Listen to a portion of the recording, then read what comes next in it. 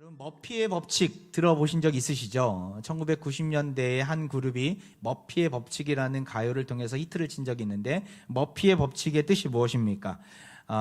잠깐 화면을 보면 잘못될 가능성이 있는 것은 항상 잘못된다. 일이 꼬이기 시작하면 끝도 없이 꼬이기 시작한다라는 의미가 담겨져 있죠. 가령 여기 보면은 지하철 놓친 날 버스도 같이 놓치게 돼서 지각하게 되는 일이 일어나는 것처럼, 이 머피의 법칙이 우연의 일치 같지만 계속해서 이런 안 되는 것들은 계속해서 안 되어 간다라는 의미가 담겨져 있습니다. 이 머피의 법칙과 반대되는 법칙이 있어요. 바로 셀리의 법칙인데, 여러분 들어보신 적 있습니까? 이 셀리의 법칙은 우연히 자신에게 유리한 일만 반복해서 일어나는 경우, 한번 성공하니까 또 잘 되니까 계속 성공하고 계속 잘 된다라는 의미가 담겨져 있죠. 이 셀리의 법칙은 영화 해리가 셀리를 만났을 때에 아주 오래전의 영화입니다. 거의 1989년도의 영화인데, 해리가 셀리를 만났을 때의 그 여주인공 셀리로부터 나온 법칙입니다. 좋지 않은 일이 일어나다가 어느 순간 그토록 바라고 소망했던 해리와 꿈에 그리던 사랑을 나누게 된다. 그래서 해피엔딩으로 마무리되는데, 이 영화가 좋게 끝난다라는 것이죠. 이 머피의 법칙은 나쁜 일이 일어날 확률이 1%인데 그 1%가 일어난다라는 것이고, 셀리의 법칙은 좋은 상황이 일어날 수 있는 확률이 1%인데 그 1%가 일어난다라는 것이죠. 여러분 어떻습니까? 나는 머피의 법칙의 자리에서 항상 경험되어지고 있습니까? 아니면 셀리의 법칙으로 인해서 항상 행복을 누리고 있습니까? 한 가지 더 이렇게 예화를 좀 드리고 싶은데, 지난주 야구 경기를 보다가 깜짝 놀라는 그 모습을 보았어요. 두 팀이 4대4 동점인 상황 가운데 9회가 끝나게 됩니다. 한국 프로야구는 이제 연장전을 12회까지 하게 되는데, 12회도 점수가 나지 않으면 그냥 무승부로 끝나게 됩니다. 아주 드문 상황이죠. 근데 그때도 지난 금요일 날 있었던 경기인데, LG와 SSG와의 경기였는데 12회까지 동점이었어요. 12회가 마지막 기회였는데, 이제 12회 초에 이제 LG가 공격이었습니다. 투아웃까지는 동점이었어요.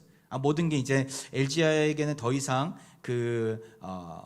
승리할 수 있는 기회가 없었겠구나라고 생각했던 그때에 마지막 아웃 카운트 하나만 잡으면 되는데, 설마 했는데 그 아웃이 하나 남겨 있는 때에 그 주자가 홈런을 날린 거예요.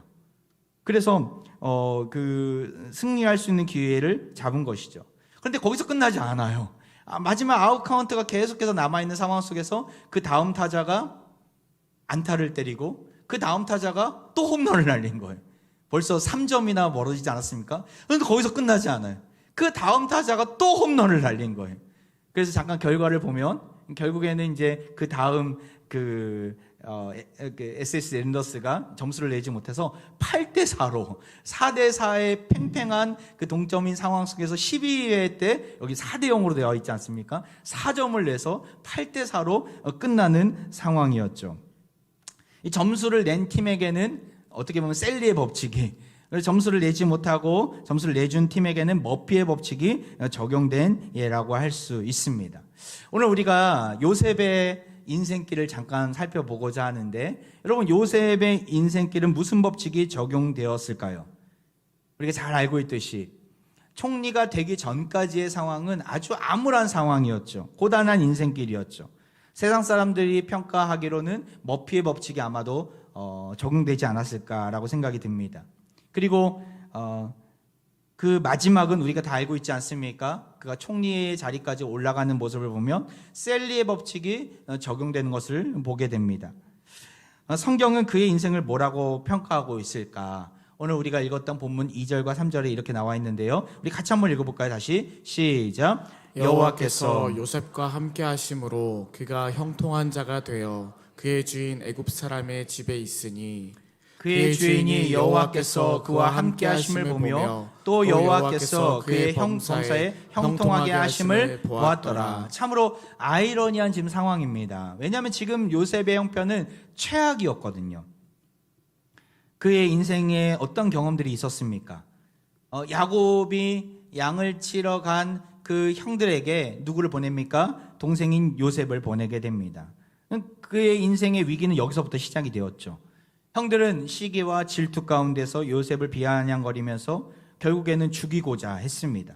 하지만 죽이는 것은 너무한 일이다 하면서 서로 옥신각신하다가 결국에는 유다의 권고로 요셉을 함정에 빠뜨려 결국에는 애굽으로 가는 상인들에게 노예로 팔게 됩니다. 요셉은 노예로 팔리게 되어서 어디에 이르게 됩니까? 보디발의 집에 이르게 되죠.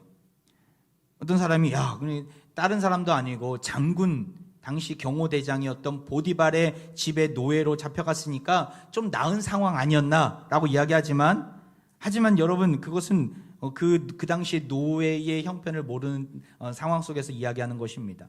노예는 자유인과 완전 달랐어요.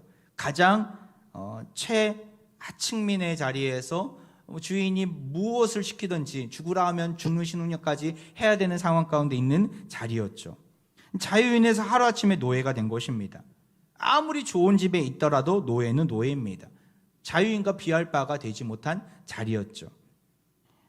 하나님 만약 그를 사랑하시고 그를 지키셨다면 상식적으로 어떠한 생각을 품을 수 있습니까? 노예로 팔려가지 말았어야 했습니다.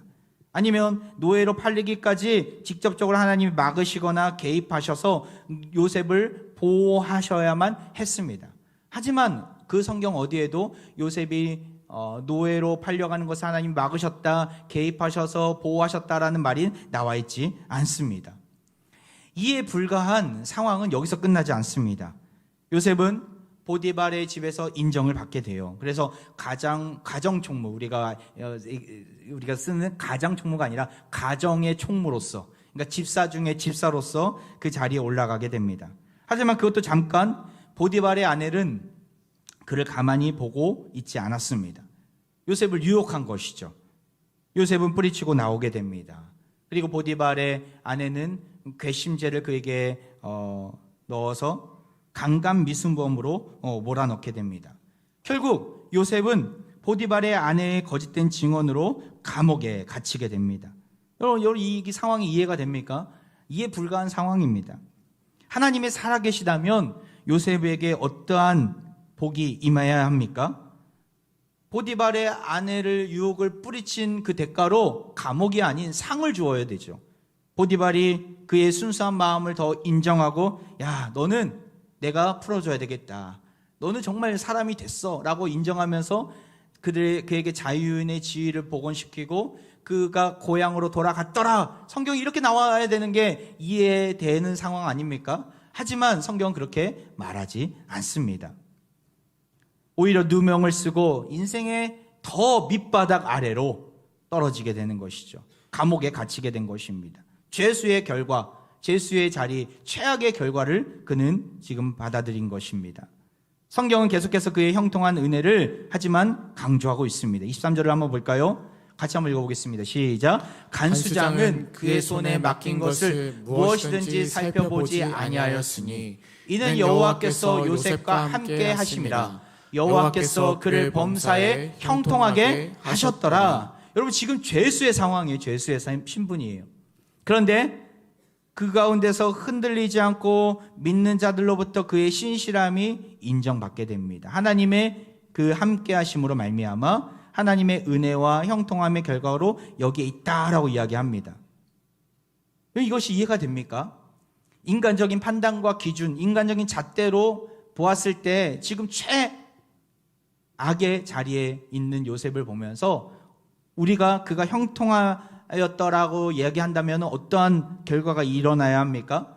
요셉의 억울함은 풀어지고 그가 죄수의 신분에서 자유인이 되어 고향으로 돌아갔더라. 성경이 이렇게 나와야 되는데 그렇게 말하지 않습니다. 성경은 결코 그렇게 말하지 않아요. 감옥 안에 있는 요셉의 모습, 그에게 부여된 역할을 그냥 말할 뿐입니다. 여기서 또 이해되지 않는 일이 또 일어나요. 감옥 안에서 요셉에게 주어진 기회였던 것이죠.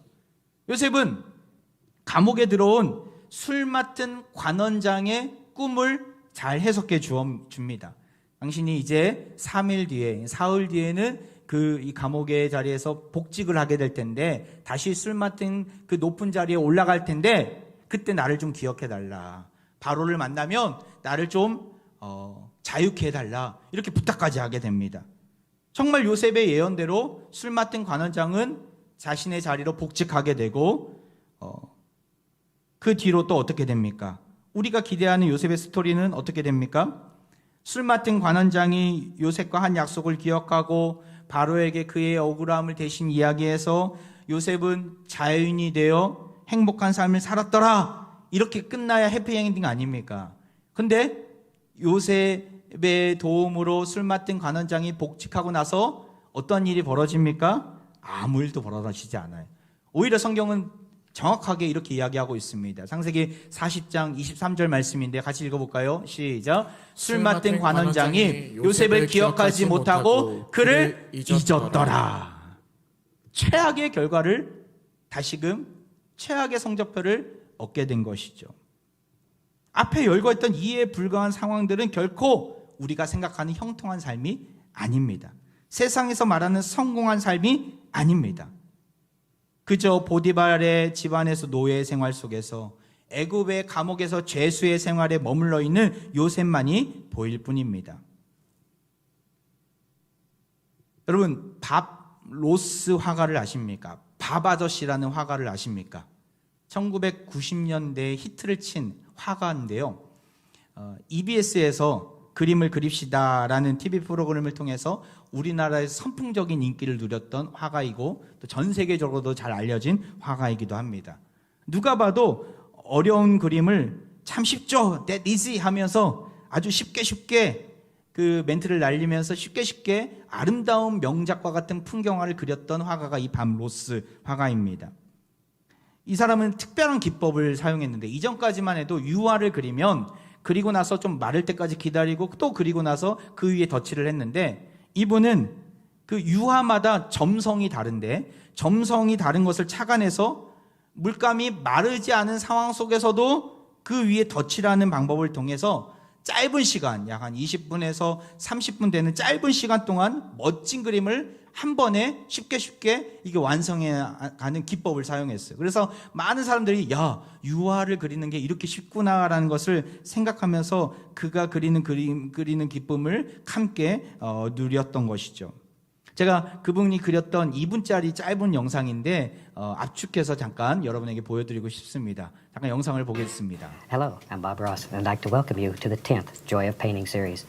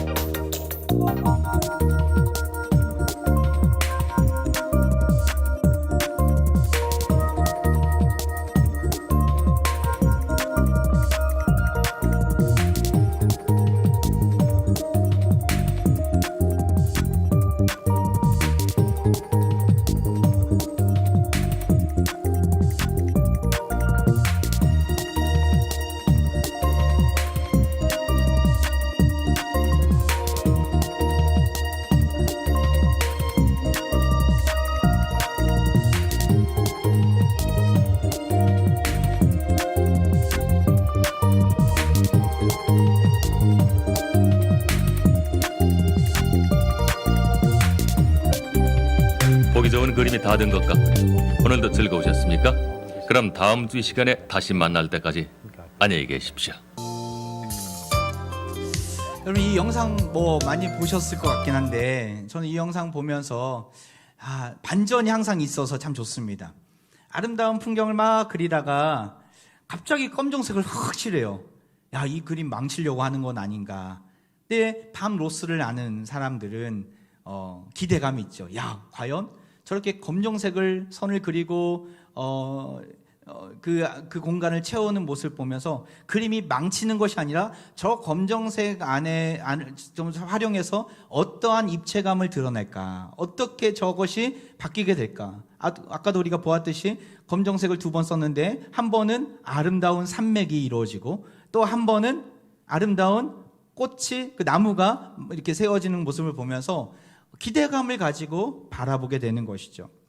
밤로스가 그 그림을 그릴 때마다 명언을 참 많이 남겼었는데, 그가 아내를 잃고 아내를 사별하고 처음 복귀하는 방송에서 이런 말을 남겼다고 합니다.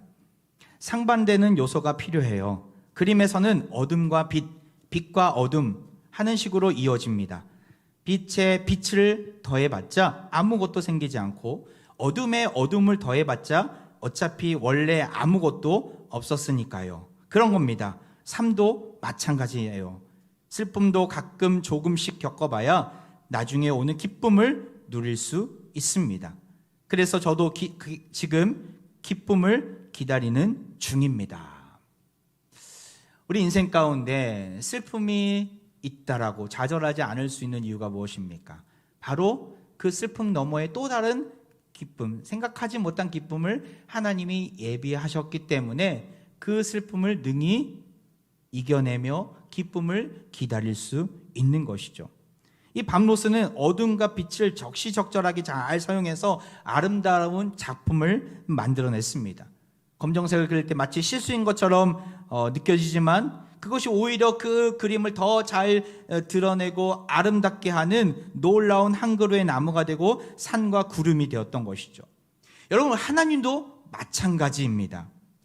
요셉이 이야기가 최악의 스토리로 치닫는 모습을 보면서도 우리가 좌절하지 않는 이유가 무엇입니까? 우리는 이미 결론을 알고 있기 때문에 그러한 것이죠. 하나님께서 그의 인생 가운데 어떠한 그림을 그려가고 계신지를 우리는 알고 있기 때문에 마치 밥 아저씨의 그림을 보면서 우리가 실망하지 않고 왜 저런 것을 그렸을까? 낙심하지 않고 바라볼 수 있고 기대감을 가지고 바라볼 수 있는 이유는 그것이 아름다운 그림으로, 작품으로 되살아날 것을 알고 있기 때문에 걱정하지 않고 볼 수 있는 것이죠. 마찬가지로 우리 인생도 마찬가지예요. 요셉을 바라보면서 동시에 나의 인생을 들여다보길 바랍니다. 내 인생 가운데 왜 이런 검정 막대기를 그리셨을까? 왜 이런 고난을 우리에게 허락하셨을까? 어떠한 모양으로 표현하실까? 어떻게 생동감 있게 입체감을 가지고 하나님이 만들어 가실까? 우리는 걱정하지 말고 기대감을 가지고 나아가야 합니다. 만약에 요셉에게 그런 고난이 없었다면 어떻게 됐을까? 요셉은 어떤 고난을 당했습니까? 우리가 앞에 보았듯이 사랑하는 형들로부터 배신을 당하고, 자기가 그토록 온 힘을 다해 섬겼던 주인으로부터, 또한 보디발의 아내로부터 유혹당하고 배신당하고, 함께 고난의 자리에서 있었던 술 맡은 관원장으로부터 잊혀지는 인생길이었습니다. 죄수의 자리에, 노예 자리에 있었어요. 하지만 그는 하나님의 신실성을 믿었던 자였어요. 기대했던 자였어요. 그렇기에 넘어지지 않고 고난이 연속되는 삶이었지만 나와 함께 하시는 하나님을 바라보며 나아갔던 것이죠. 그렇게 3절에 보면 그의 주인이 그 여호와께서 그와 함께 하심을 보며 또 여호와께서 그의 범사에 형통하게 하심을 보았더라. 주위 사람들도 그가 하나님과 함께하는 자구나, 하나님이 그 요셉과 함께 하셔서 형통케 하시는구나, 모든 사람들이 고백하게 되었던 것이죠. 여러분, 형통함의 의미가 무엇입니까? 세상에서의 형통함은 성공하고 잘 되어가고 모든 것들이 만사 잘 이루어지는 것을 형통이라고 이야기합니다. 만약에 그런 형통의 잣대를 우리 가운데 들이댄다면, 요셉에게 들이댄다면 맞습니까? 맞지 않아요. 왜냐하면 고통이 있잖아요. 고난이 있잖아요.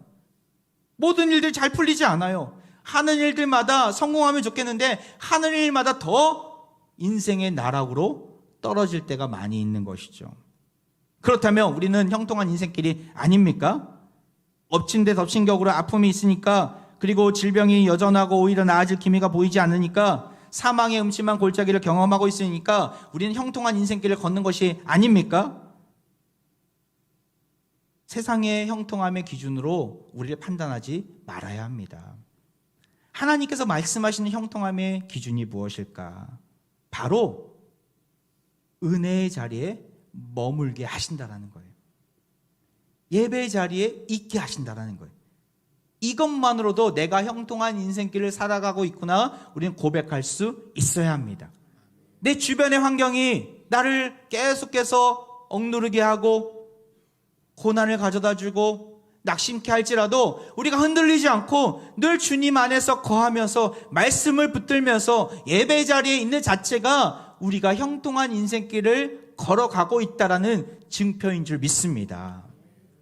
하나님의 은혜로 이번에 화평가족 정견수련회가 잘 마쳤습니다. 수고하신 모든 분들께 다시 한번 감사드립니다. 은혜 가운데 잘 마친 가장 궁극적인 이유는 하나님의 은혜인 줄 믿습니다. 하나님의 인도하심인 줄 믿습니다.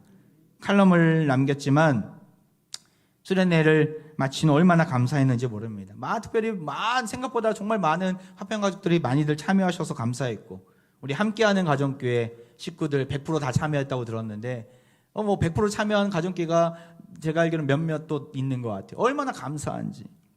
여러 사정으로 함께하지 못한 성도들도 온라인으로 들었습니다. 해외 선교 간 우리 권사님 부부도 있는데 해외에서 그 또 영상을 보셨더라고요. 얼마나 감사한지. 근데 우리가 잊지 말아야 될 것은 내가 시간을 써가며 물질을 내어가며 노력해서 수련에 참여한 것처럼 보이지만 사실은 형통케 하시는 하나님께서 우리를 형통케 하시려고 수련의 자리에 있게 하신 줄 믿습니다. 우리가 그것을 잊지 말아야 돼요. 하나님의 신실함 덕분으로 우리가 그 자리에 있었다라는 것이죠. 이것이 나를 형통케 하시는 하나님의 증거이고 성경의 기준인 것입니다. 그 어떤 상황에도 우리를 포기하지 않으시고 붙들어 주시는 하나님의 열심이 형통함의 의미요 본질인 줄 믿습니다. 하나님은 결코 실수하는 분이 아니십니다. 내 인생 가운데 검정색 선이 쫙 그어졌다고, 빨간색 선이 쫙 그어졌다고 나는 망친 인생이야, 나는 별 볼 일 없는 인생이야, 내가 나를 포기할 때가 많아요. 교만이죠. 하나님의 형상으로 세움받은, 지음받은 나 자신을 하나님의 시각으로 바라봐야 되는데, 인간적인 세상의 기준으로 바라보면서 나는 별 볼 일 없고 망친 인생이야 바라보는 것은 교만입니다. 하나님을 뛰어넘어서 나를 평가하는 거기 때문에 여러분, 그런 교만의 자리에서 벗어나시길 바랍니다. 그 누구보다도 나를 가장 잘 아시는 하나님께서 내 인생 가운데 빨간색을 그으시는 이유가 있을 거예요. 검정색을 그려가는 이유가 있을 거예요. 지금은 알지 못하고 지금은 보이진 않지만 어느 순간 보면 그 빨간색이 아름다운 꽃으로 바뀔 때가 있을 것이고, 그 검정색이 아름다운 산의 그림자로 바뀌어질 때가 있을 거예요. 그때까지 내가 형통함의 자리에 있어야 합니다. 그 자리가 어떤 자리입니까? 하나님을 신뢰하는 자리, 하나님을 믿고 따르고 예배하는 자리가 형통함의 자리인 줄 믿습니다. 우리는 하나님의 큰 그림을 볼 수 있어야 돼요. 이사야 선지자의 말씀을 새벽마다 묵상하고 있는데 이사야가 이러한 고백을 했어요. 이사야 49장 7절을 보면 이스라엘의 구속자, 이스라엘의 거룩한 이이신 여호와께서 사람에게 멸시를 당하는 자, 백성에게 미움을 받는 자, 관원들에게 종이 된 자에게 이같이 이르시되 왕들이 보고 일어서며 고관들이 경배하리니 이는 이스라엘의 거룩하신 이 신실하신 여호와 그가 너를 택하였음이라. 아멘. 이 무슨 말씀입니까? 세상에서는 별 볼 일 없는 자라는 거예요. 멸시를 당하고 미움을 받고 종의 자리에 있는 것처럼 보이지만 하나님이 때가 되었을 때, 은혜의 때가 되었을 때 왕들이 우리에게 와서 경배하게 될 것이고, 하나님이 우리를 택하셨기 때문에 우리가 높임을 받아 하나님의 놀라운 영광의 자리로 나아간다는 것이죠. 지금 이사야 선지자가 외치는 이때는 이스라엘의 가장 암흑기의 시대였습니다. 주변 강대국들로부터 먹잇감처럼 으르렁대면서 들어오는 강대국을 막아내지 못하고 언제 무너지지 않을까 풍전등화의 상황이 바로 북이스라엘 남유다의 상황이었죠. 그때 하나님이 이 회복의 메시지를 주시는 거예요. 너희들이 지금은 그런 상황이지만 결코 두려워하지 말아라. 내가 너희를 택하였다. 내가 너희들을 책임지어 줄게. 멸시를 당하고 고통받고 미움을 받고 노예의 자리에 있을지라도 내가 너희를 택하였기에 결국에는 왕들이 너희들에게 와서 경배하게 될 날이 올 것이다. 여러분, 우리의 인생 가운데도 이런 날이 오게 될 줄 믿습니다. 우리 인생 가운데 하나님께서 찾아와 주셔서 회복시켜 주시고 내 인생 가운데 검은정색이 있습니까? 빨간색이 있습니까? 왜 이런 색깔을 나에게 그리실까? 이해되지 않는 형편이 있을지라도 우리가 두려워하지 말고 우리가 낙심하지 말아야 될 이유가 무엇입니까? 하나님께서 때가 되었을 때 그것을 아름다운 작품으로 만들어 주신다라는 것이죠. 우리는 이러한 하나님의 신실하신 큰 그림을 알고 있는 자들입니다. 그렇기에 고난의 연속의 자리에 있을지라도 끝까지 신실함을 가지고 버티며 나아가야 합니다.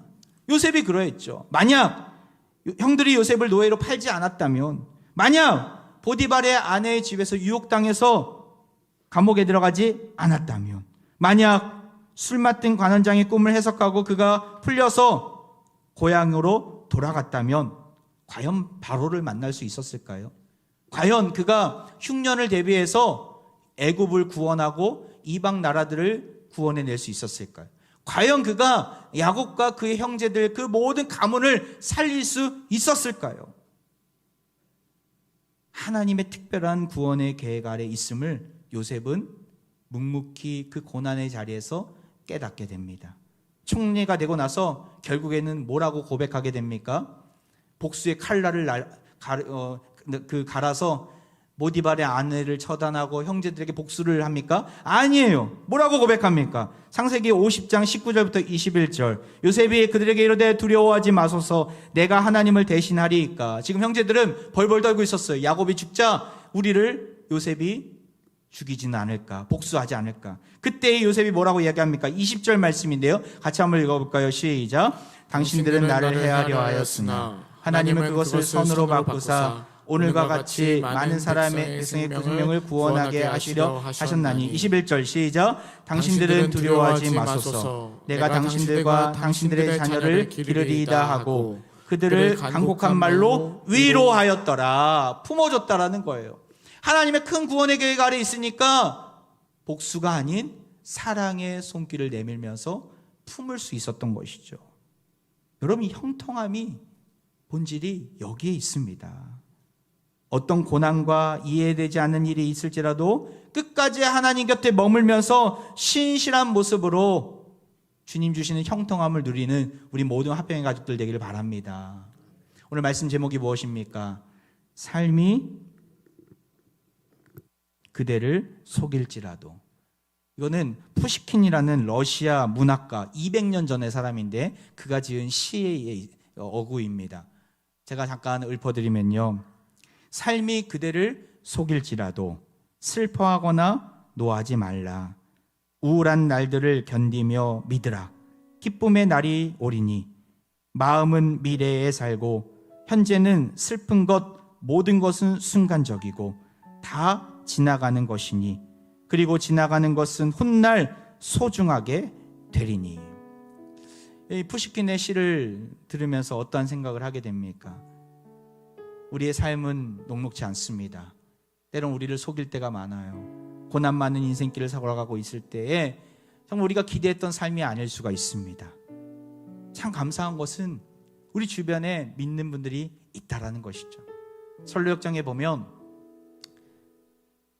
사망의 음침한 골짜기를 거닐 때 시편 말씀을 들려줬던 한 인물이 있었습니다. 그 인물의 이름은 신실이었어요. 나중에 크리스찬이 그 신실을 만나게 돼서 당신이 들려준 그 말씀으로 인해서 내가 이 사망의 음침한 골짜기를 거닐고 통과할 수 있었습니다. 믿음으로 고백하게 됩니다. 그리고 신실한 그 자와 함께 그 순례길을 같이 함께 하게 됩니다. 여러분, 신실함은요, 어떤 상황 속에서도 형통함을 누리는 모습입니다. 우리 하나님은 신실하신 분이십니다. 그 신실함의 증표가 무엇입니까? 바로 예수 그리스도이시죠. 예수님이 나를 위해 십자가에 달려 죽으시고 나와 함께 하셨기에 우리가 살아난 줄 믿습니다. 가장 어두운 흑암이 가득한 때에 우리의 죄값을 치르시고 예수 그리스도를 보내신 그 하나님의 신실함을 우리는 이미 알고 있는 자들입니다. 그 하나님은 우리를 망하게 하는 분이 아니십니다. 끝까지 책임져 주시고 고난의 연속일지라도 우리를 끝까지 붙들어 주시는 분이십니다. 그 하나님 앞에 반응해야 될 형통함의 모습은 무엇입니까? 바로 신실한 모습입니다. 하나님 앞에 신실함으로 예배 자리에서 주님을 찬양하고 영광 돌리면서 늘 하나님 말씀 안에 거하는, 사랑하는 모든 화평 가족들, 신실한 모습을 가지고 순례길을 떠나는 모든 순례자들 되시기를 주의 이름으로 축원드립니다. 이 시간 우리 함께 찬양으로 나가는데요, 주님의 부르심에는 후회함이 없습니다. 실수가 없으십니다. 우리의 지혜로 측량 못할 하나님의 계획을 이 시간 함께 노래하며 나아가겠습니다. 하나님의 부르심에는 후회하심이 없네. 내가 이 자리에 선 것도 주의 부르심이라. 하나님의 부르심에는 결코 실수가 없네. 나를 부르신 하나님의 신실한 우리 2절입니다. 작은 나를 부르신 뜻을, 작은 나를 부르신 뜻을 나는 알 수 없지만 오직 감사와 순종으로 주의 길을 가리라. 때론 내가 연약해져도 주님 날 도우시니 주의 놀라운 그 계획을 나는 믿으며. 우리 손 들고 찬양합니다. 날 부르신 뜻, 날 부르신 뜻 내 생각보다 크고 날 향한 계획 나의 지혜로 측량 못하나. 가장 좋은 길로, 가장 완전한 길로 오늘도 날 마지막으로 날 부르신 뜻,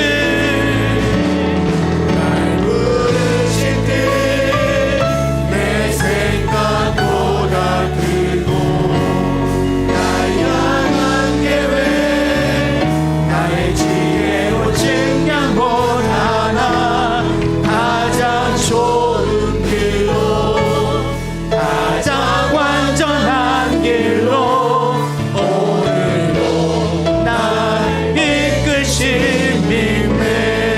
이끄심이네. 할렐루야. 우리를 불러주신 신실하신 하나님께 찬양과 영광을 올려드립니다.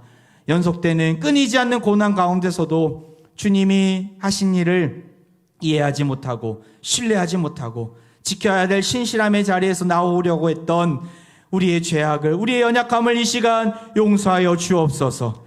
다시 신실한 모습으로 회복되기를 원합니다. 주님이 원하시는 형통함의 은혜를 누리는 삶으로 회복되기를 원합니다. 여전히 사랑스러운 음성으로 우리를 불러주시는 그 하나님의 사랑을, 그 신실하심을 깨닫고 십자가의 능력으로 우리를 일으켜 주옵소서. 요셉처럼, 예수님처럼 그 어떤 상황 속에서도 변함없는 신실한 모습으로 설 수 있도록 가장 좋은 길로, 가장 완전한 길로 오늘도 우리를 이끌어 주옵소서. 이 시간 병든 육체와 상한 마음 위에 손을 얹고 기도합니다. 신실하신 하나님 아버지, 연약한 우리 몸과 마음 위에 치유의 역사를 간절히 사모하며 간절히 기도합니다. 이 시간 치료의 강선을 바라여 주옵소서. 나사렛 예수 그리스도의 이름을 의지하며 선포하오니 건강한 모습으로 일으켜 주옵소서. 그의 주인이 여호와께서 그와 함께 하심을 보며 또 여호와께서 그의 범사에 형통하게 하심을 보았더라. 세상의 모든 사람들이 우리의 인생을 볼 때에 여호와께서 우리와 함께 하심을 보게 하여 주옵소서. 여호와 하나님께서 우리 모든 일에 형통케 하심을 보게 하여 주옵소서. 우리를 부르신 뜻, 우리 생각보다 크고 우리를 향한 계획, 우리의 지혜로 측량 못하지만 끝까지 신실한 믿음을 가지고 나아가오니 주님 보시기에 가장 아름다운 길로, 완전한 길로, 영광스러운 길로 우리를 이끌어 주옵소서. 늘 함께 하시는 예수 그리스도의 이름으로 기도하옵나이다. 아멘.